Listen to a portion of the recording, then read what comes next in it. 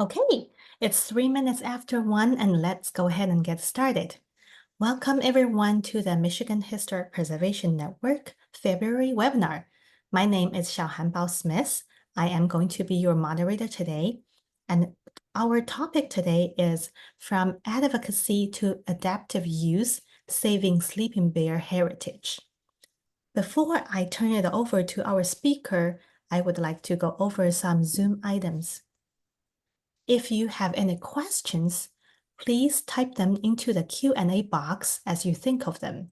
All the questions will be answered at the end of the presentation. If you have any technical difficulties, please also put them into the Q&A box, and we will try to help you with that. And the chat box will be used to share links or resources discussed during the webinar. And both the chat box and the Q&A box are located at the bottom of your Zoom screen. If you don't see them, please wiggle your mouse and they should pop up. If this is your first time attending our webinar, we are the Michigan Historic Preservation Network. We support the sustainability and economic viability of Michigan's historic places through advocacy, education, and direct action. We could not do the work we do without our members and volunteers. If you are not a member yet, please consider joining us at www.mhpn.org.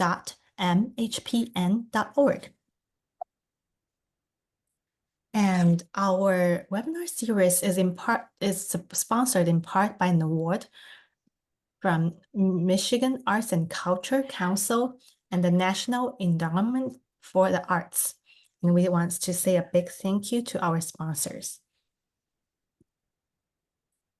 And it is my great pleasure today to introduce you our speaker, Susan Pocklington. She is the Executive Director of Preserve Historic Sleeping Bear, and Susan's full bio is on our website. I am going to send the link to the chat box in a minute, so you are welcome to click the link to review her full bio. And with that, I am going to turn it over to Susan. And Susan, please go ahead and share your screen.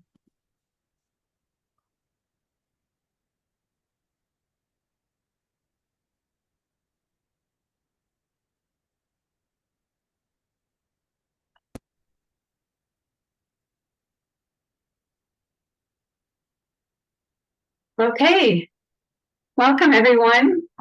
Thank you for joining me, and thank you to Shohan and the Michigan Historic Preservation Network for inviting me to do this webinar.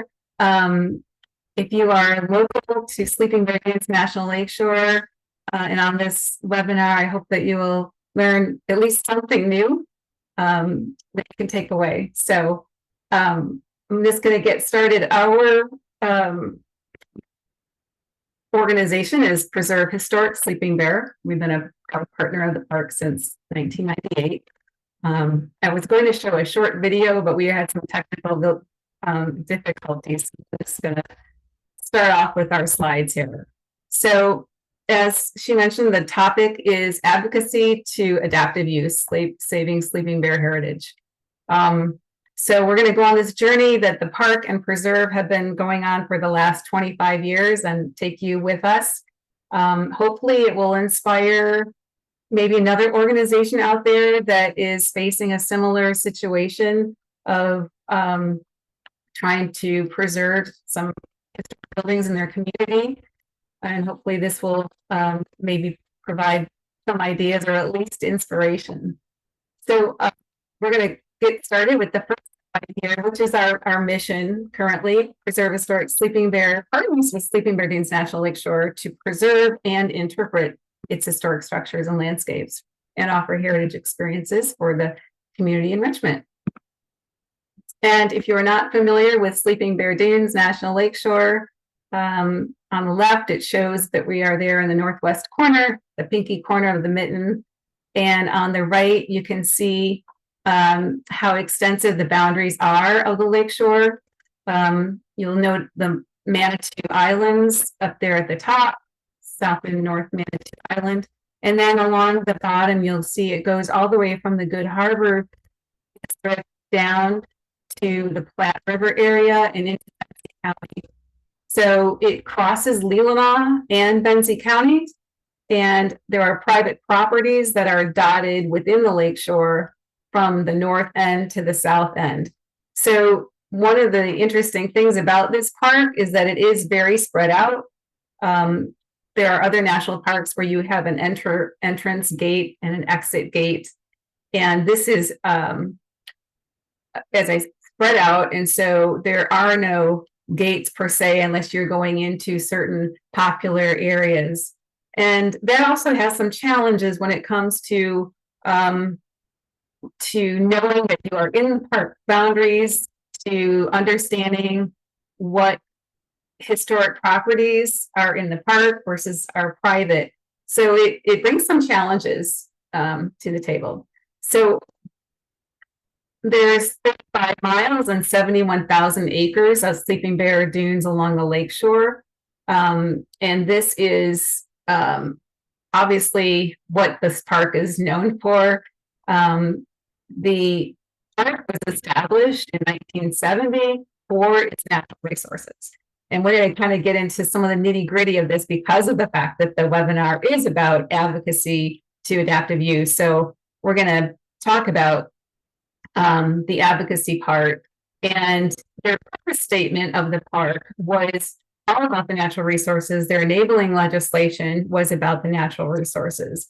And so that included, the lakes, the wildlife, the beaches, beautiful beaches, forests, and obviously the geological features like the sand dunes.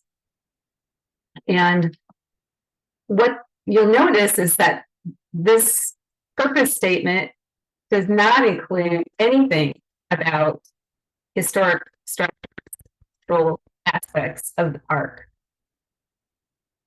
And it's kind of interesting because if you are familiar with Sleeping Bear Dunes National Lakeshore, you've heard the legend of Sleeping Bear, most likely, and why the park got this name. And so for a park that's named after Sleeping Bear, which is a term that the Anishinaabe gave, just like they gave the Manitous and Leelanau, it's interesting that it was void of any recognition of the historic and cultural properties. So I think that is probably one reason why there was initially the thought that they could remove some of these structures. We'll get into that.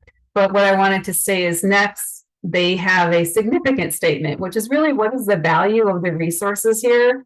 And that does a little bit initially, the historic properties, I think this, I'm going to look up the specific term here, rich human history. But then it goes on and says, on this next slide, I believe, yes, the collection of historic sites and landscapes, indigenous, maritime, agricultural, and recreational in the natural lakeshore is of a size and quality unsurpassed on the Great Lakes and rare elsewhere on the U.S. coastline. So in the significant statement, they did include that.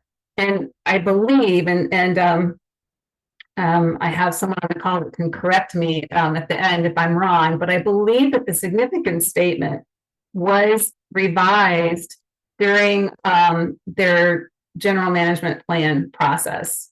So again, it's kind of getting into the nitty gritty, but that's not the whole stage of what happened and why, which is what we're getting at.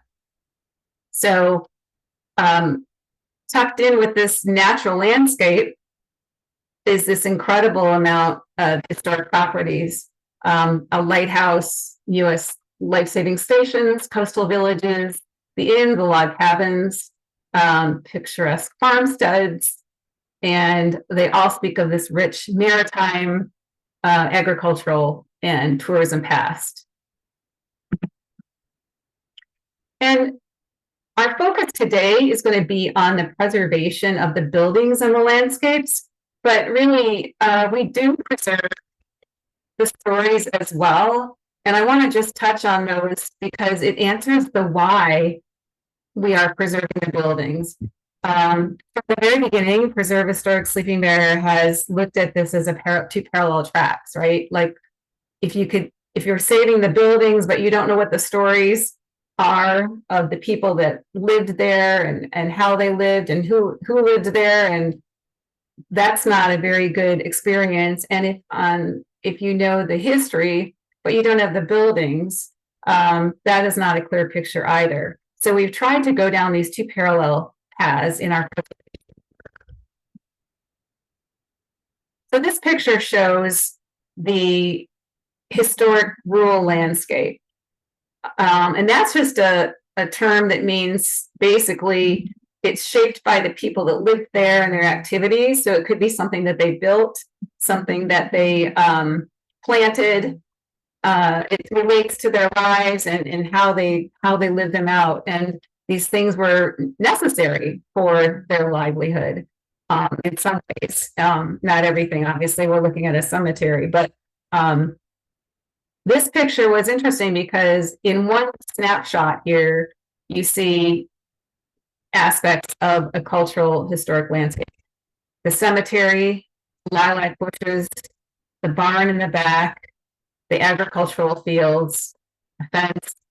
And so there's a lot in here. Some of the other features of a historic landscape might be like cow paths, windbreaks, what else? Old roads, ornamental shrubs, antique orchards. So those are all the things that, the people that lived here brought to this landscape that are still here. And that's very much an important piece of preserving the story, preserving the history, so that we can really understand how people lived. And one other point about that is, as much as I absolutely love going to living history museums and Greenfield Village and all those incredible museums, what's really special about some of these places in the park is that they are still standing where they were left. They're not moved to recreate something, a historic village. It's a real-time, frozen in time experience. And that's a very rare thing, I think, in the United States. So basically, there's a lot of stories to be told about the late 1800s to early 1900s in this Sleeping Bear Dunes. Just one of the islands alone would be a lot to tell, but we've got two Manitou Islands and the mainland. Some of those stories would be evolution of land use. So you have the Anishinaabe that came first. Then you have logging and lumbering. This is a picture here of North Manitou, and look at all the logs stacked up there. That was, of course, a huge occupation at the time. They needed wood for cordwood for the ships. They needed it to build their houses. They needed it for their heating. So basically, every place was logged over. In addition, you could tell stories, obviously, about the 100 years of subsistence farming. And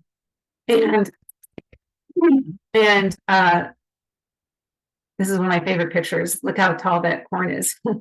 And also the tourism aspect, the inns. This is the picture of the Manitou Inn, which is in the Port Oneida Rural Historic District, which we will talk about in a minute. So there are all these different stories. You could talk about the surfman. This gentleman here looks like he's in a maritime occupation there. You could talk about all the products that they produced to sustain themselves, the fruit, the apples, the cordwood, as I mentioned, the maple sugar, the potatoes, the rose and rye on South Manitou. And there's also stories that we tell about the community. So they were close-knit. They were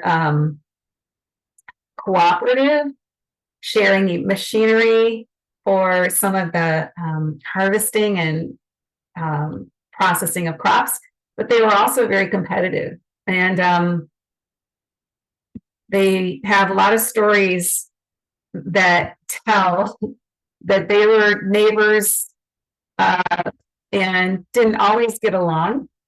Just like, just like today, there are neighbors that don't get along, but with a small community like this, I think that some of those stories really rise to the surface for those who remember and share them. There are stories of harrowing shipwrecks. The Manitou Passage was the highway of the day, so that's why they settled on North and South Manitou Islands first. They did not settle on the mainland first, and a lot of people are surprised to hear that, but it really makes sense because that's how they got around, was by boat. The roads really weren't very good. Whatever was existing, not many roads did really exist that took you on any long journeys at that time. So there's stories about tragedies and farmers that were so destitute they had to ask their neighbors to house and feed their own children because they were poor. Depending on how the glaciers came across the land and what they deposited on your particular farm, you could have a great, you have wonderful rich soil, or you could have really bad soil. And not everybody was a good farmer. Just imagine that that's the only occupation other than maritime, really, that there was, and not everybody was good at that. So Preserve Historic Sleeping Bear shares these stories in some of our tours and things. We have bike tours, horse and wagon tours, and we really like to get people immersed into the landscape to feel and see and experience with all their senses the landscape and the wildlife that goes along with it. So moving on, we're going to go to the cultural resources and the discovery phase, back to our journey with the Park Service. So by the 1990s, the buildings were in a state of deterioration and decline. This picture here of the Martin Bash Farm was pretty typical, though this was probably one of the worst, but there were many that looked fairly similar. And you'll notice that it has some wonderful craftsmanship that's deteriorating, around the windows. And so these were definitely in danger of being lost forever. So the park hired a historic architect, and along with, and her role was to, as I understand it, was to inventory what there was, not for the purpose of saving these things, but for the purpose of removing them or selling them or allowing them to molder.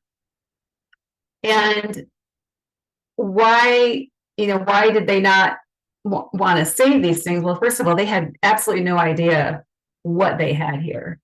Again, remember that this park was established for its natural resources and features. So they did not know the quantity, the quality, the magnitude of the historic buildings. It was not really front and center to them. They were not focused on that. That wasn't the purpose statement. Again, back to that.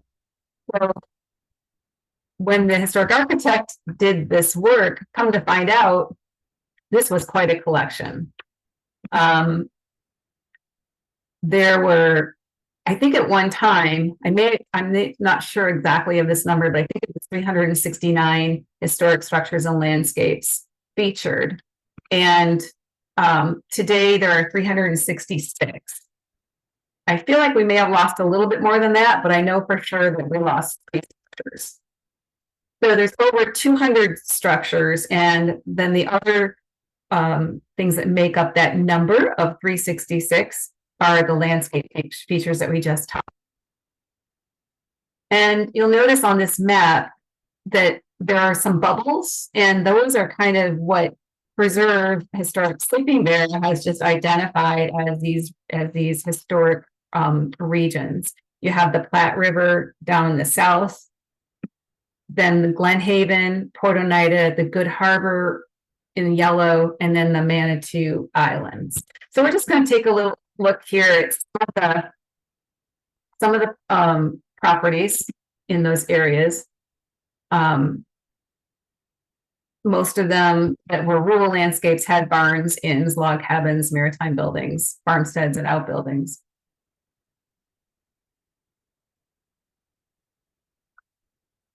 So heading to North Manitou, this is a great picture to really show the islands and the rich history of settlement here. So this is 12 miles northwest of Leland. It's about a little over 4 miles wide and almost 8 miles long, with 20 miles of shoreline and 15,000 acres of wilderness,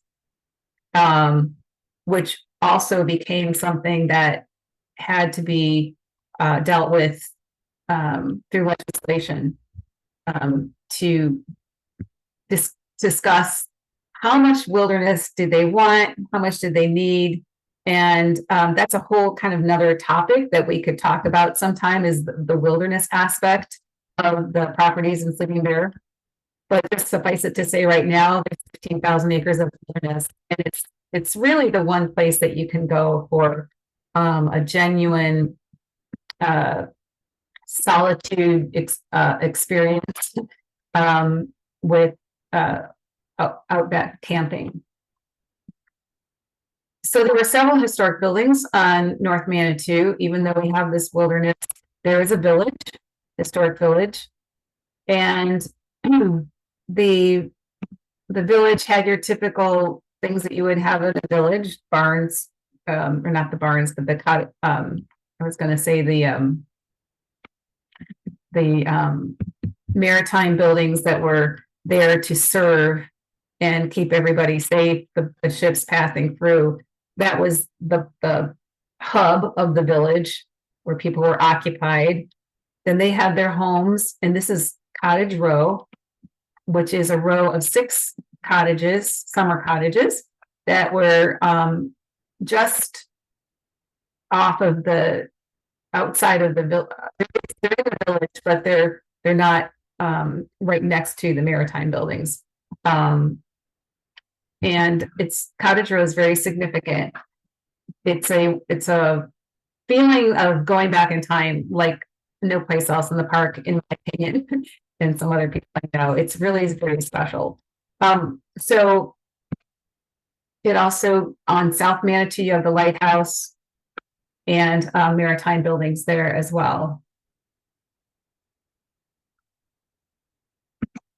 All of these buildings are either listed on or eligible for the National Register of Historic Places.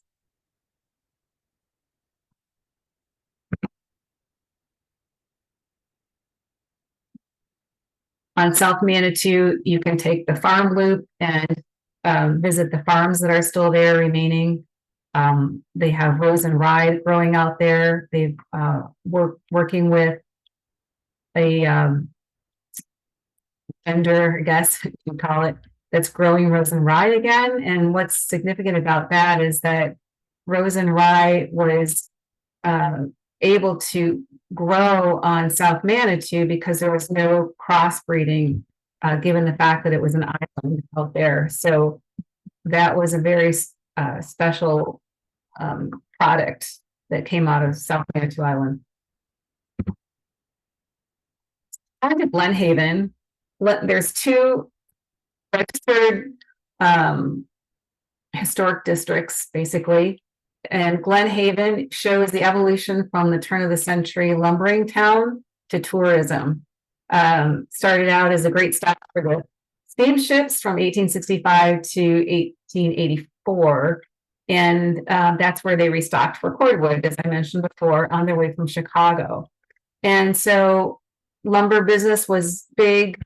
The cherry canning was big in the village, and it was doing very well. It was basically providing for the people that lived there. They had a general store, they had a blacksmith shop, so they were had pretty much what they needed. And then things changed as cordwood was no longer needed, and so they turned to tourism eventually.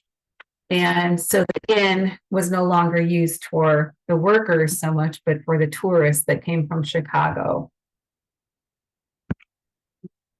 Here's a picture of the general store in the top left, the Sleeping Bear Inn in the bottom left, the blacksmith shop at the top right, and what's now the Maritime Museum was the Coast Guard station, or the U.S. Life Saving Station. So you can see as we go through this how vast this is in terms of historic properties. And we're just going to touch on Good Harbor over here on the right side, that yellow bubble, and that has a cluster of 3 farms we call the Bufka Crop Eitzen farms. They're just outside of Port Oneida, so we kind of include them in that sometimes. I just wanted to point that out. And Good Harbor was part of the North Unity village, which burned down eventually. But Good Harbor and North Unity were Bohemian settlers that came over here. And there was a North Unity school. We have 3 schoolhouses on the mainland in the park. That's right. Oneida School, North Unity School. And unfortunately that burned down. Then we go to the Bufka farm. Beautiful. A lot of people know this farm because it's so pretty, and that sits in the valley on M22 near Town Line Road. We have a lot of log cabins in the park, which have taken a lot of work from our organization. This particular building is the Shalda log cabin, which the park restored. It was one of the first ones that they restored. Preserve has restored, I think, 3 of the ones. And this is there's just name them: the Kreitz log cabin, the Faust, the DH Day, the Bookaloo, the Shalda in North Unity School. Down the road, we have the Port Oneida Rural Historic District, and this is, as it says, the largest intact agricultural community in the nation in public ownership. So very rare, a real jewel, bigger than Cades Cove in the Smokies, if you've been to Cades Cove and are familiar with that. So it's 3,400 acres, 23 farmsteads, beautiful landscape. Some people say that the people that settled here, you know, the Norwegians, the Germans, the Bohemians, that it reminded them of their homeland.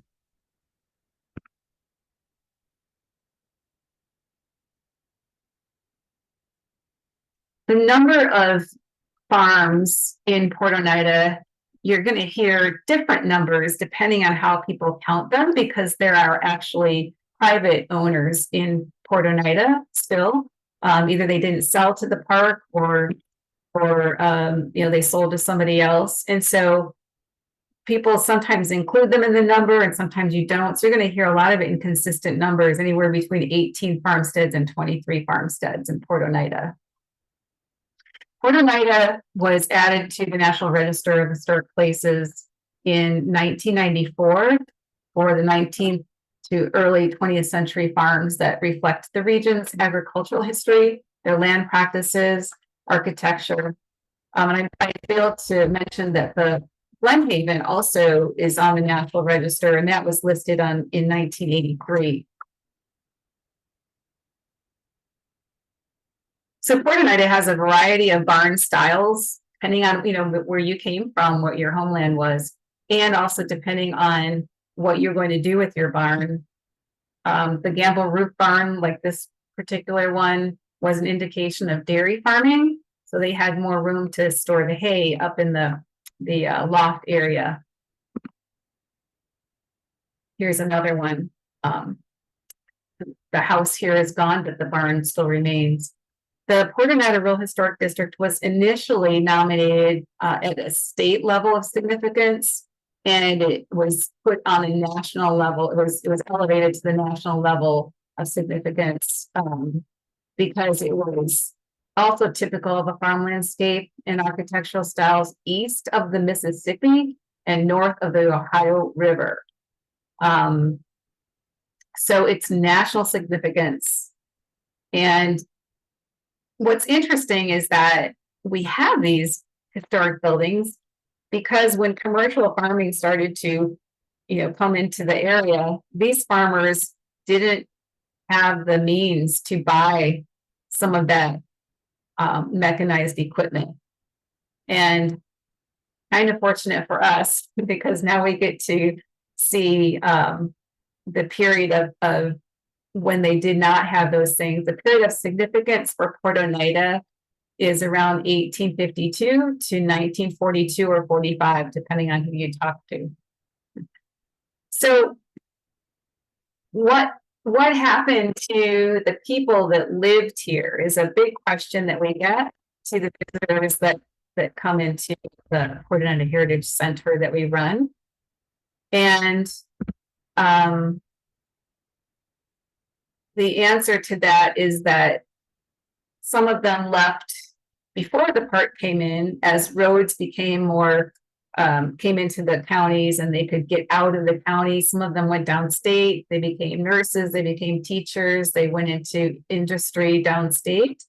And others, when the park came in, they sold to the park at fair market value.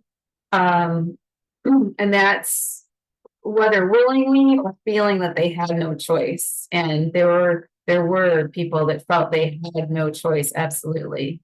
And that was really hard for them. And others were very eager to sell. Farming was a hard life. The soil was not rich, was not good.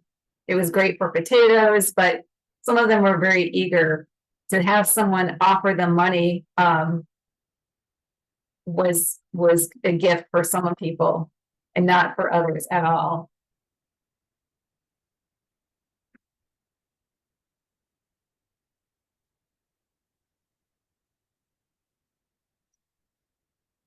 I'm just showing you some other farms. This is the Thorson farm in Port Oneida. And let's go back a second. This has a great collection of outbuildings. It's got the milk house, the stone barn, a large barn. It has a granary. It has a machine shed. I think it has the privy, the farmhouse. And so we're so glad that the advocacy that we're going to talk about actually helped to save these buildings. So that's the first part. My computer will advance my slide. That's interesting. It's stuck.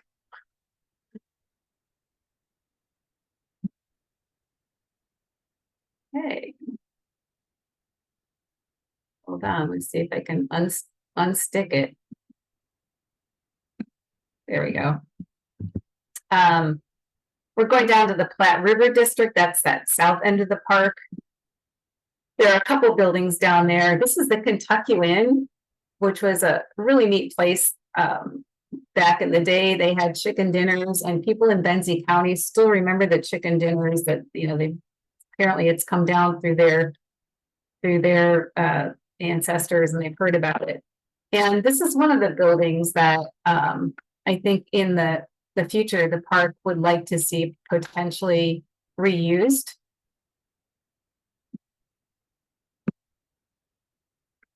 I'm missing one of my buildings. The other one is the Bookaloo Cabin and the Twiddle Farm and the Treat Farm. So let's get into advocacy. And, the first part is just the discovery of what was here. So in addition to what the park was established for, we're also a historical park when you think about it. If you look at all those buildings that we've just been through, North Manitou, South Manitou, Port Oneida, Glen Haven, Good Harbor District, Platte River District, it would be almost impossible to say this is not also a historical park. And that's what makes Sleeping Bear pretty special, because it has both, and quite the collection. Again, they're not important because of any particular family or event, famous event, or a famous person. It's important because of the collection together, and you get to see the spatial boundaries between the farms. You really get to see how they lived. And so actually this is one reason that we have two partner groups in Sleeping Bear, because there's a lot of historic buildings and landscapes, and then there's plenty of other things to do as well regarding the natural resources and visitor experiences. So we focus on the historic and heritage cultural landscape, and that includes the fields, the vegetation, the flora and fauna, and the wildlife of those historic landscapes. And we're going to get into some of that wildlife in a minute too. So once the park did the inventory, interesting is they didn't change their plans to sell, remove, or let molder in place, even once they knew what they had. And I want to be really clear, this is 2 management teams ago. This was back in the late 1990s. The last 2 management teams have been very supportive and are doing everything, everything that they can to preserve these resources. So just want to be really clear on that. But at the time, the park management did not change their plans to preserve these. And even after the interpretive ranger and the historic architect nominated them to the National Register, they still didn't change their plans. So it's really interesting how far down the road this plan was going. They'd already started to remove some buildings. And I guess the question is, why? Why did they not want to save them? Well, the 2 main reasons are funding and philosophy. The funding, obviously, if you have over 200 buildings, it's not necessarily out of the question why you would wonder about saving them. You don't have the funding. And then philosophically, there were some things going on in the country. It was kind of in the middle of an environmental movement. This is the 70s, right? There was tree hugging and basically this philosophy in the park, kind of park wide, to take everything back to pre-European settlement, and not feeling like the cultural resources and the natural resources could live together and coexist, because that what the settlers brought would not be in line with the natural resources and how they needed to live and thrive. So there is this clash in the minds of some at the park, the natural resource people at that time. So what their main reasoning, I think, was really around liability. If they're not going to have the money to save them, then these have become a liability, right? They're going to deteriorate. There's going to be risks to the visitors that are walking around. And so I believe that was the main reason for their stance on preservation. So here we go into advocacy. That historic architect that I mentioned and the interpretive ranger realized the depth and the scope of what was here. And they knew that there were proper channels that needed to be gone through before you can just eliminate buildings. So but it's actually these park personnel that kind of alerted the community to what was happening. Some of the demolition was happening on South Manitou. I have a picture of that. But basically, they alerted the public and they encouraged the founding of preservist sleeping bear. And our sister partner, the Friends of Sleeping Bear, they couldn't step in because they were a true friends group. You know, they were there to do the bidding of the park and help the park in whatever way the park decided. And their bylaws stated that. So we started, I want to say we started as an advocacy group, but only because advocacy what was needed. I want to say that some people think that that's the only reason that we started, and that's really not true. Our bylaws from the very beginning were not just about sort of stopping the bulldozers and then leave it to somebody else to save. Our bylaws from the very beginning said we're going to help repair the buildings, we're going to raise money for the buildings, you know, looking at adaptive use for the building. So we were in it for the long haul, basically. And so we were formed in 1998, and the first task was to advocate for preservation. And this effort made the headlines all over the state because of the number of buildings, for one, and people just really becoming alarmed. You know, they were used to driving down the road, down M22, and seeing these farms on the landscape, and the thought of not seeing them anymore didn't sit very well.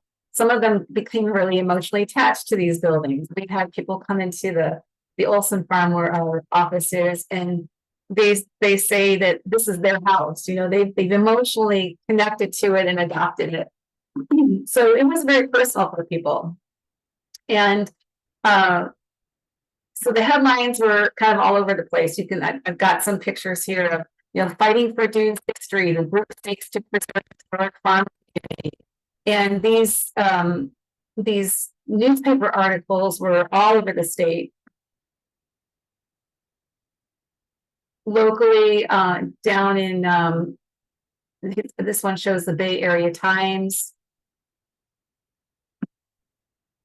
Here's one in the local Record Eagle that says, every bit as historic as Kate's Cove in the Smokies, park halts demolition. And we do think that this is kind of our biggest accomplishment alongside the public, was to change the direction of the park's plan, to basically change the trajectory of what they were going to do. So I want to go back 1 second. The park had a public meeting to discuss their historic properties management plan. And what that means is that they had a public meeting to unveil, okay, here's what we're actually going to save and here's what we're not going to save. And it was a crowded, packed room. The interpretive ranger that I mentioned was leading that meeting, and did unveil the plans of what would be saved and what wasn't. And the only properties that were safe in that plan was Glen Haven, with the exception of their slightly more modern buildings, the ones that were built between like 1927 and 47, somewhere in the 30s, we think. Those, the park wasn't sure, even up until, gosh, I want to say 2010 maybe, whether it fit into the interpretive plan and into the whole feel of Glen Haven that they wanted to. And of course, now they have decided to keep them. But Glen Haven was safe. Maybe one farmstead in Port Oneida possibly was safe. The North Manitou Island Association building, the life-saving buildings, but not Cottage Row, not the saw. There's a huge sawmill out there on North Manitou. It's a fascinating building. That was going to be gone. The South Manitou Lighthouse and Keeper's Quarters would be saved, and the village. So out of over 200 buildings, not too many saved. And again, they had their reasons and their philosophy. But they agreed, as a result of this meeting that I mentioned, they agreed to, at least in public, they agreed to save them or not tear them down. And they enlisted the help of Preserve Historic Sleeping Bear. And we were glad to answer that clarion call. So we became official partner of the park as a friends group. Friends groups, partner groups are used interchangeably in the park system. So even though our name isn't Friends of Sleeping Bear, we are a friends group or a partner group, and the friends are a partner group as well. But one thing that was interesting was, even though they said they would save them, they were still struggling with it. How it was going to get done? Were they liabilities? So it was not like flipping a switch and boom, everything changed. We also had on our new board, a SHPO, a state historic preservation officer. So that brought a lot of knowledge to our organization and how to really advocate in ways that were impactful. So what shifted, and the importance of this story, is the power of advocacy and how, through time, right? We've heard about all kinds of things being saved, theaters and everything, when people speak up. And that's what happened here. Also, one of the, I don't think I mentioned this, one of the articles that came out that was really pivotal was by Lissa Edwards, who was a writer. I don't know if she was an editor at the time, but she was a writer at the Traverse magazine. She was one of the founders of Preserve Historic Sleeping Bear. She lives in Glen Arbor. She wrote a wonderful article.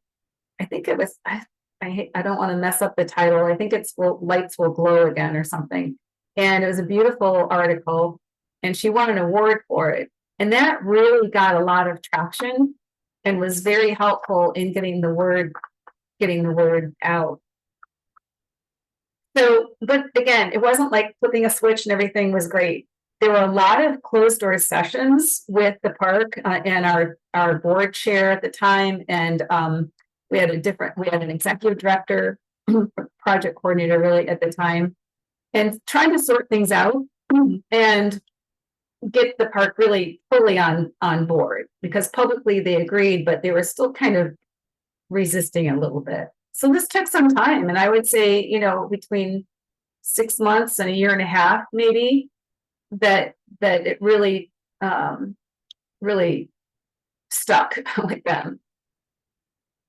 And even when the park did their general management plan in 2008, I think it was, there were discussions then about changing the purpose statement of the park to make sure that these buildings and these landscapes were historic, were going to be protected in the future. And so I know the park took a lot of comments from people in the public, and they decided to not include it in their purpose statement, to not add that to the original statement, and largely because they felt that the overarching policies of the park would be that protection. And so what are some of those? You've got first of all, the mission of the National Park Service, which is to preserve unimpaired the natural and cultural resources and values of the national park system for the enjoyment, education, and inspiration of this and future generations. So it's got cultural resources in there. That's the park's mission. And so they felt like that would carry them into the future, regardless of what new superintendent came in. And the other is the Antiquities Act of 1906, which gave legal protection to cultural and natural resources. And then the National Historic Preservation Act of 1966, which resulted in putting buildings on the National Register, and what we call Section 106 compliance. So anytime a building is really worked on, repaired, it has to go through the State Historic Preservation Office for compliance to make sure that you're not doing something out of the Secretary of Interior standards. And there's also the the NEPA Environmental Policy Act, which includes historic sites. So you have all these policies or laws, and again, the question was, why didn't this prevent this situation? And again, I think that a lot of people are a little foggy about this and not really sure, and I can only guess that it was the liability. So, and again, I want to stress that this was 2 administrations ago from the park system. And so with some exceptions, we were able to change the path. The park was fully on board with the next 2 administrations and have just really embraced it all. So preservation, this is a recap. Sorry, I didn't do this while I was talking.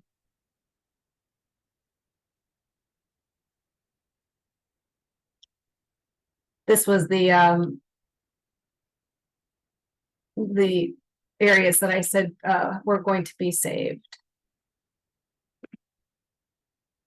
Sorry, this one's a little blurry. This is by Lissa Edwards, who was the founding member, one of the founding members, and I thought it was really well written. Preserve Historic Sleeping Bear believes that these buildings are critical to maintaining the grace and integrity of a history that has shaped this peninsula for decades. They are rooted to the land and are essential to maintaining the cultural distinction of this region. If they die, a longstanding history that echoes of how this region was first established would die as well. We are offering Preserve Historic Sleeping Bear as a resource to the park to ensure that these magnificent pieces of our history be protected in the best way they can. That was in 1998, Alyssa. This is an example of the August Beck barn I mentioned on South Manitou that this is the before, and then here's the after picture. So we set up our office, and then one of the things I really wanted to highlight, because as you may know, the National Park Service was partially established on the backs of artists who went out into the wilderness and depicted these beautiful scenes and took it back to Congress. And I'm just fascinated by that topic, how much art has influenced preservation. And what happened here was the very first artist in residence at Sleeping Bear Dunes National Lakeshore was Ken Richmond. And he took it upon himself to focus on these buildings that were deteriorating and falling down. He became a board member. And one of the first things that we did as an organization was we put together an art exhibit, and we took it around to the counties and showed that as a way of raising awareness. And it was pretty impactful, I would say. And this is just a newspaper article acknowledging the effectiveness of that approach. And I would encourage anyone that's in this situation to do the same, because it really, nothing like, a picture, right? Picture's worth 1,000 words.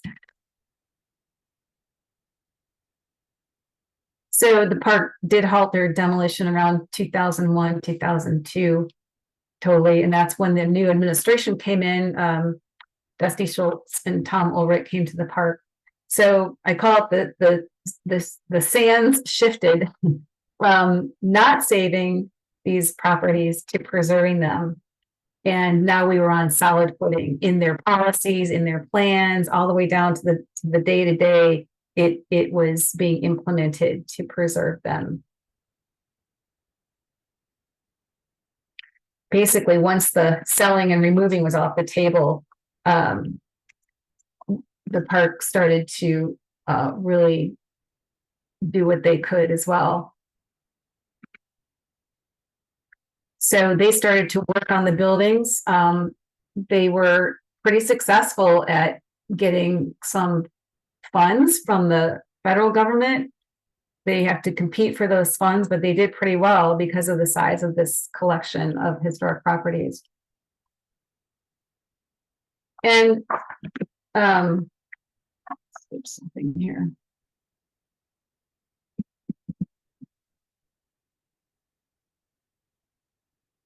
Oh yeah, the historic architect and the interpreter were really good at community organizing. They were that organized scouting trips to come out and help with buildings. They organized barn workshops. These places would not be here if the historic architect had not stepped up, and the interpretive ranger. And I didn't know if I need to call out their names or not, so I'm not going to in case they don't want me to. But really very influential. So our advocacy as a group continued. We submitted our input for the general management plan, for other planning documents like the Port Oneida Environmental Assessment, the Port Oneida Cultural Landscape Management Plan, the Glen Haven Plan. I remember in Glen Haven, there was the idea that they were going to put one of those commercial buses right in front of the Sleeping Bear Inn, looking out to the water. And I remember looking at that map and saying, buses are hot, smelly, they idle. I don't think you want to put a bus there. And I felt good that they changed that. So the first years were basically triage. We were in the park together. We were just going as fast as we could. The park had crews, they had some money. We had volunteers, and we were just working on roofs and foundations and trying to seal the envelope, as they say, so that these places don't fall down. And one of the reasons is because once it's gone, once it's on the ground, there is no reconstruction. Reconstruction is very rare in national parks. It basically has to get signed go up all the way up to like the president. It's not a common practice. And so we were rushing to get to places. Some of them I showed you the picture earlier, and it was almost on the ground, but we were able to save it. And the first flyer we had out that said, once it's gone, it's gone. No recreating it. So the terms in preservation are, preservation is sort of the overall term, and then you have the rehabilitation and restoration and reconstruction. And most of the time what we're doing is preservation and some rehabilitation, and then some restoration. Restoration meaning you take it back to a very specific time, what it looks like. And so that's a little difficult, but we are doing some of that as well. And our work with the volunteers, we have to make sure that it's according to the Secretary of Interior standards. And what is that? Basically, salvage as much as possible of the original material, right? Like, don't just throw it away. Salvage as much as you can. And if you need to repair versus replace, and then also if you need to replace, make sure that you're doing it in kind with the same types of materials or methods. Now, we do work with the park on that to make sure we are following what they want us to do. So we really ramped up our preservation efforts around 2008, once we got past all the advocacy and some of those plannings. I was going to mention too, sorry, I jumped a little bit ahead here. I was going to mention that the park, once they started down this path of preservation, they, as I said, they were able to compete for funds.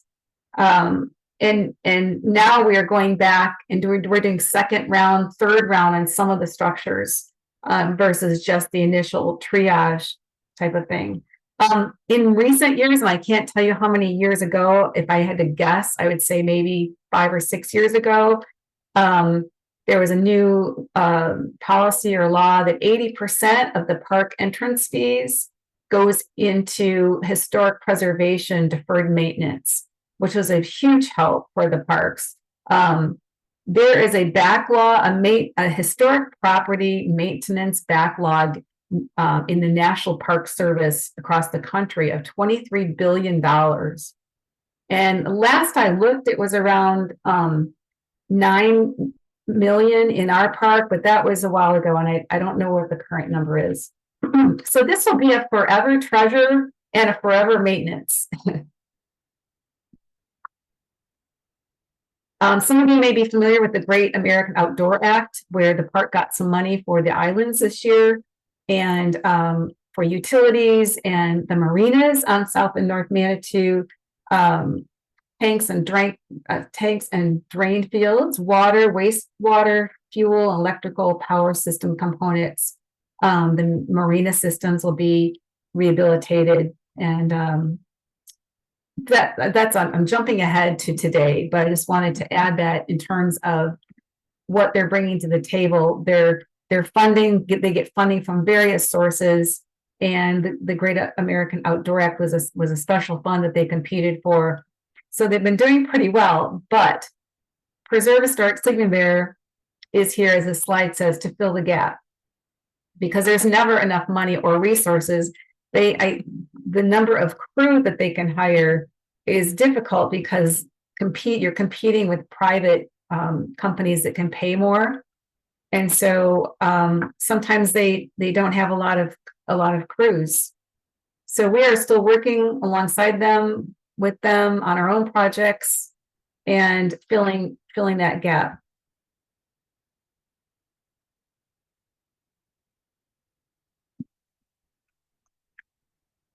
I mentioned earlier that one of the problems or challenges, I should say, with having the park spread out is that people can't say, like, oh, here's this cluster of buildings, I know who's protecting this and preserving those, or here's this one building, I know who's doing that. It's difficult to sometimes communicate who is helping do it. So we appreciate our donors and our volunteers so much. So here are some of the projects that we do. Here, this is a cultural landscape project. This is getting rid of black locust. It's growing into the fields, growing into the trails. And then this handwork was really challenging to do. And we finally proposed that the park use a forestry mulcher that you see there on the right side of your screen. I think I've gone way over, haven't I? Let's see if I can jump ahead a little bit. We do mowing, we've got pruning. Here's our log cabin, some of our log cabin projects.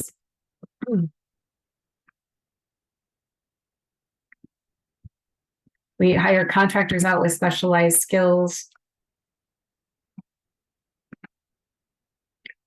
to paint, to deal with the lead-based paint. These are buildings that we had painted in the park.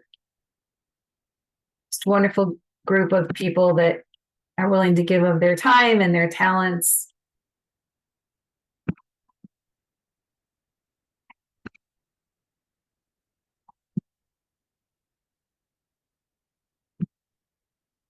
We're working on a National Register nomination for the D.H. Day farm currently. We do a lot of windows. We do window workshops on Tuesdays in the summertime. There's lots of windows, as you can imagine. Here's the D.H. Day farm that we are working for a nomination. And then we have challenges with critters, nesting birds in the fields, bats in the buildings, beavers. As much as we love the critters, it can be challenging with historic preservation. And the Golfer Barn project that we were highlighting today this is a historic picture that shows you how far away the water was from the barn historically. And here's where it was when we moved it into the winter of 2023. There had been at one point about a foot of water. This is the state that it was in when we moved it. Mud and about 3 or 4 inches of water. We had wonderful contractors, Pop Excavating and Novak Masonry. We did foundations and the excavating work. And I'm going to put in the chat, I have a link to our page on our website that has video of the barn actually being moved. And it's pretty fun to see how they did it. So just quickly going to adaptive reuse. The Katie Shepard Hotel that we've been working on as an organization for 12 years is something that we put a business plan in for. Here's our crew working out there over the years. Lots of salvaging of wood, taking off carefully, cleaning it, staining it, sorting it was a tremendous effort, absolutely tremendous effort. Been out there almost every year. Before and after of the Katie. We call it the Katie. Here's another one.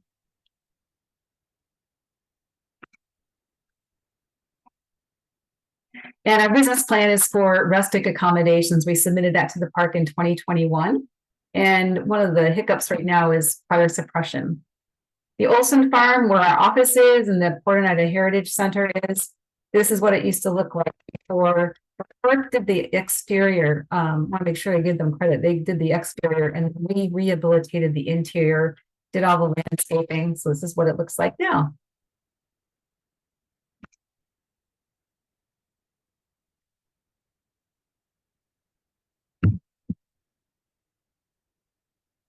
Our volunteers keep the house open. We're always looking for more volunteers. And these are our exhibits that opened up in 2016.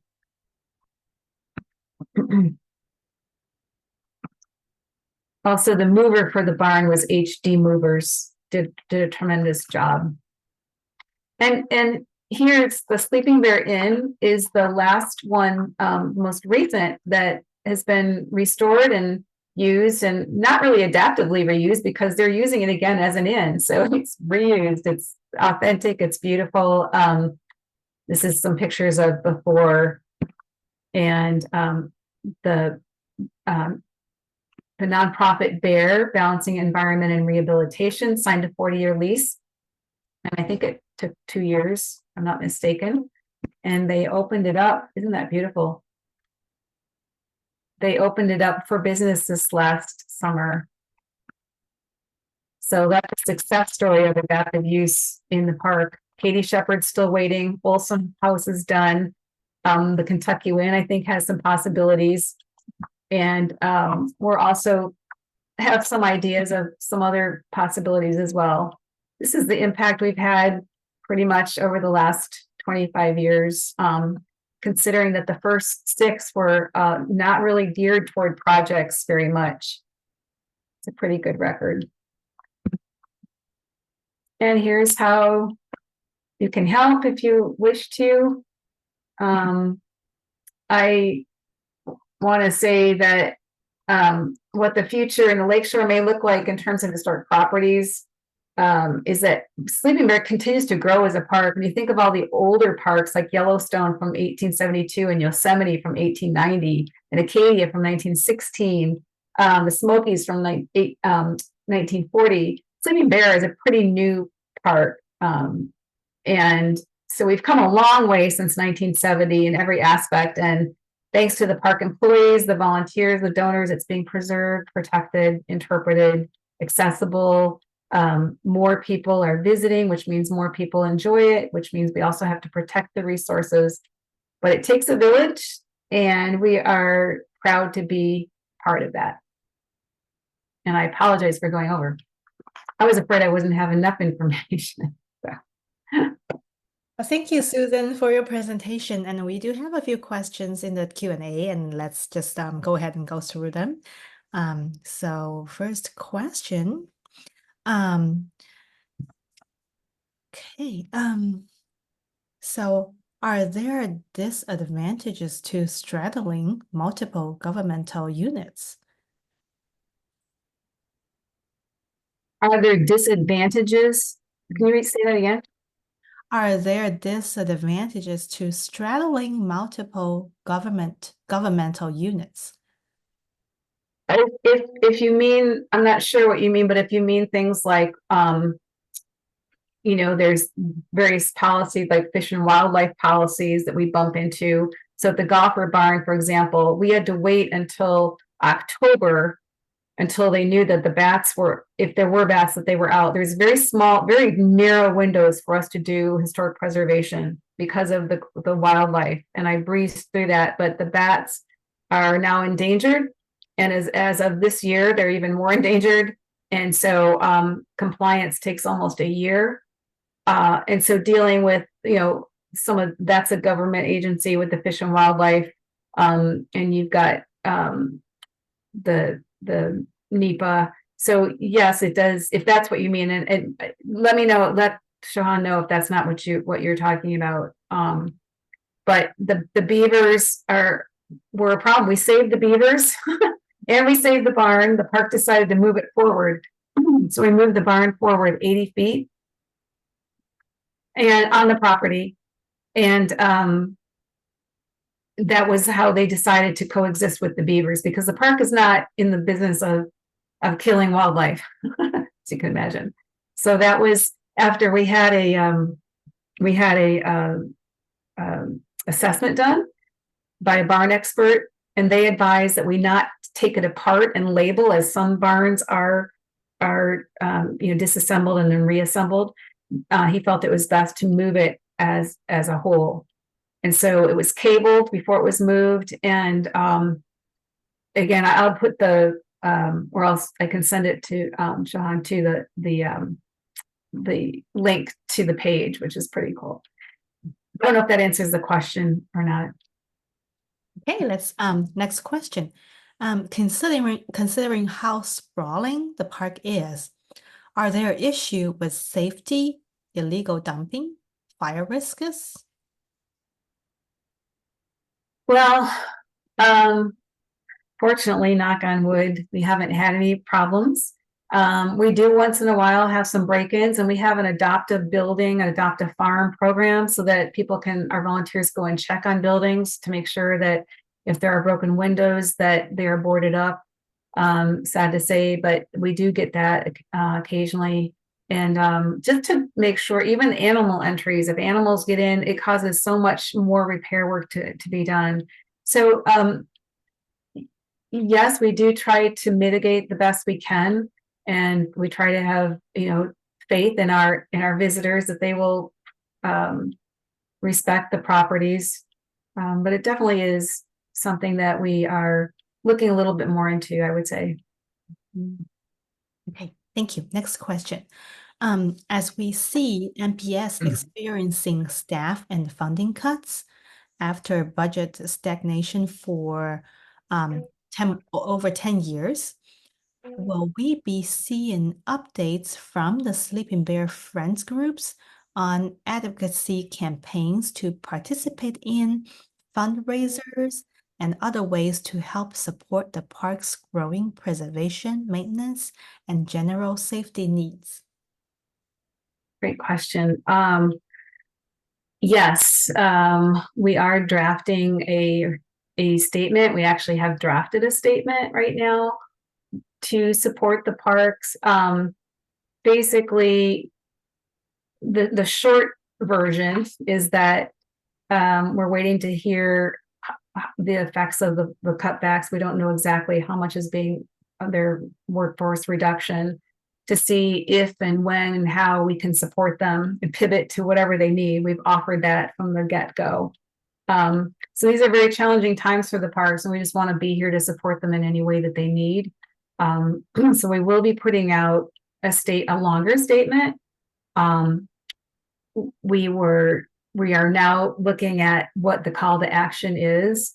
We definitely want our volunteers. We need volunteers, for example, to be more present maybe with the historic buildings and properties at this time. We're looking at that. And also, so definitely volunteering is keep doing what you're doing, or sign up if you haven't. And beyond that, we're still looking at what the call to action would be, whether we're asking people to write to their representatives or not. It's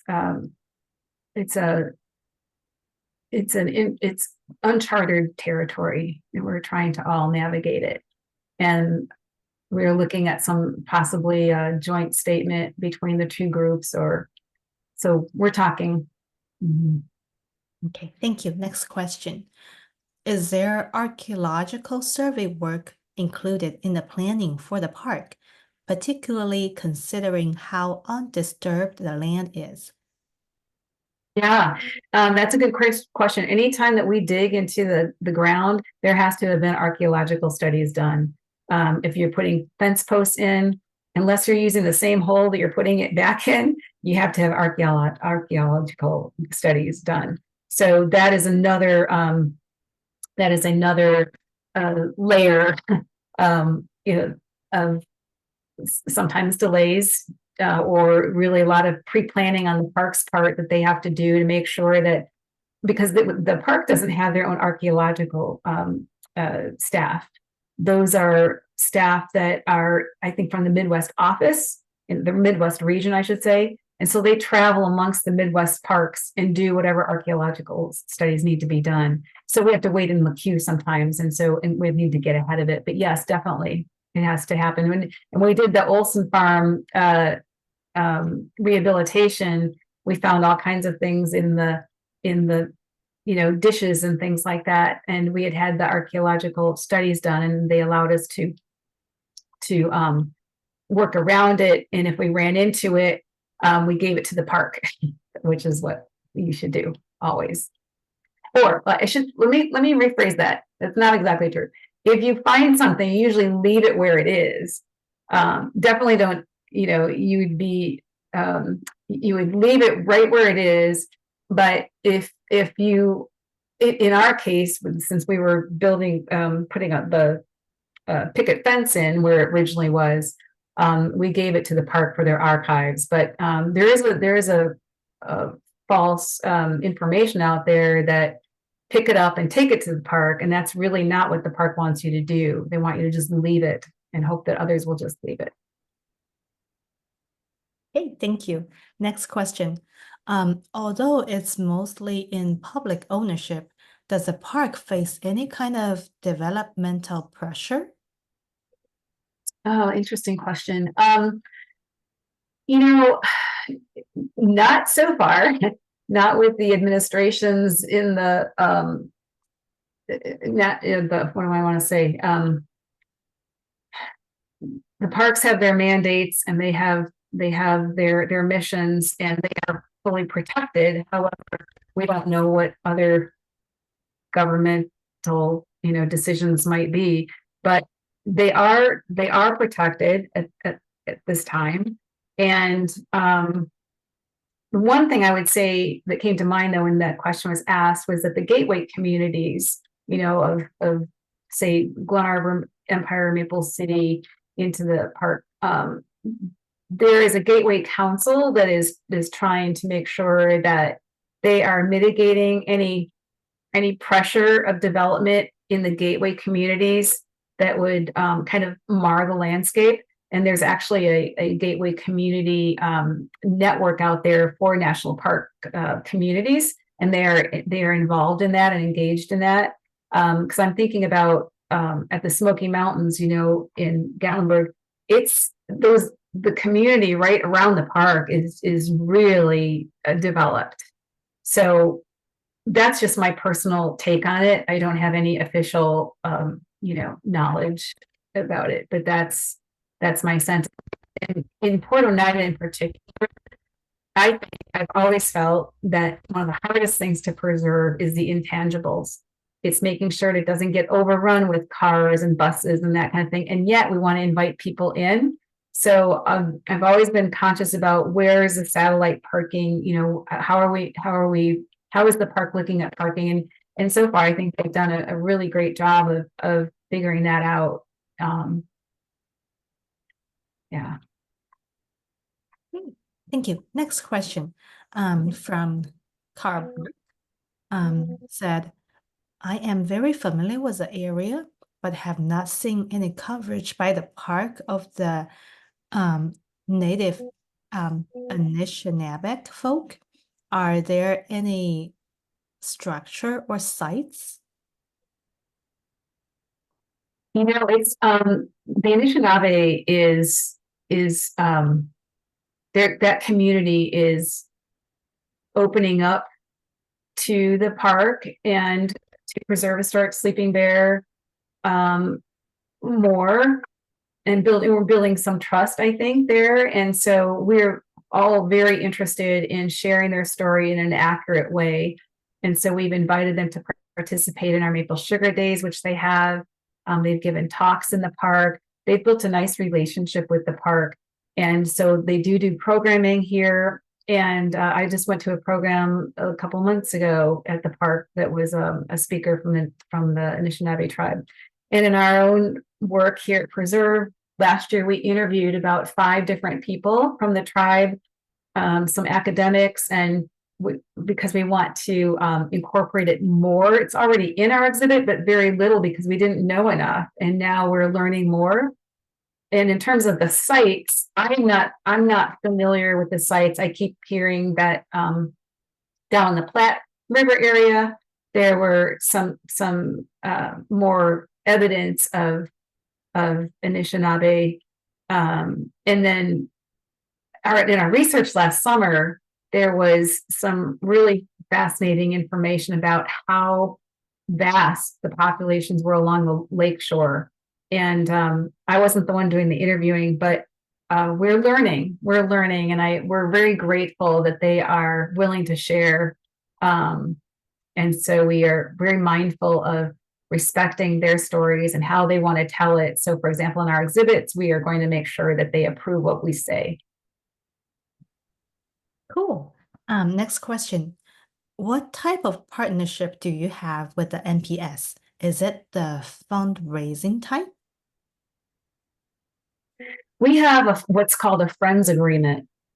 And it's so in the Park Service, there's many types of agreements, some of which there's concessions, which I believe is what the Manitou Island Transit has. There's commercial use authorizations, like some of the vendors that have canoes and things like that.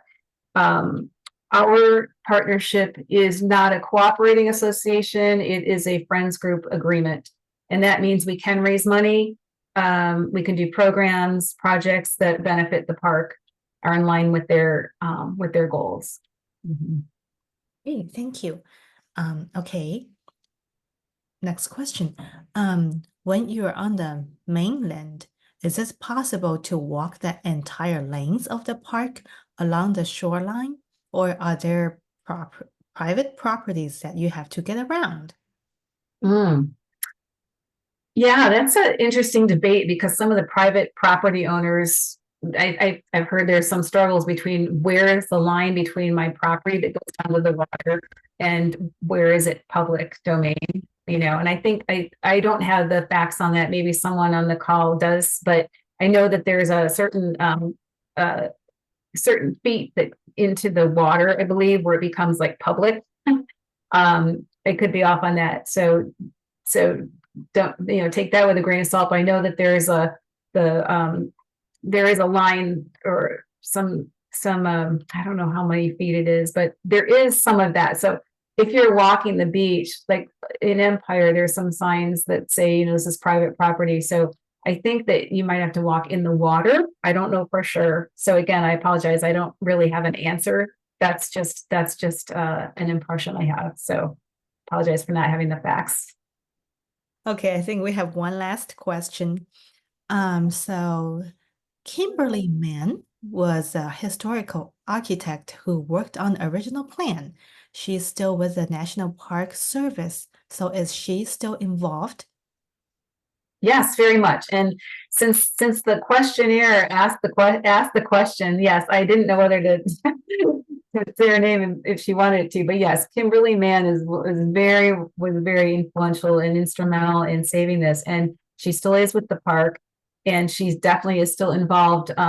She is the one that would, along with the rest of the Sleeping Bear Dunes staff, they would look at our projects. All of our projects have to be approved by the park. Kim is a part of that team. And if it's approved, she's the one that on behalf of the park would put in the project to be approved through a compliance of Section 106. She does that work. And we also, obviously interact with the different events that we put on. We're on the same committees and things like that. So she's very much still a part of it. Nice. Okay, I think we answered all the questions. And Susan, thank you so much for your time putting this together and presenting for us. And this webinar is being recorded.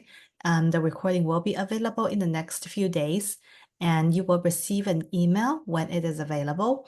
And please also use the link in the email to participate in the survey to help us improve our webinar. And before I let everybody go, I would like to quickly announce our next webinar. Our next webinar is scheduled for March 20th at 1 p.m. Eastern Time, and it is Historic Union Church Building, how a small community came together to save a historically significant church building listed on the National Register of Historic Places. And we hope to see you all next time. Thank you. Thank you all. And if you want to be in touch with me, feel free to email me anytime. Be happy to talk. Thanks.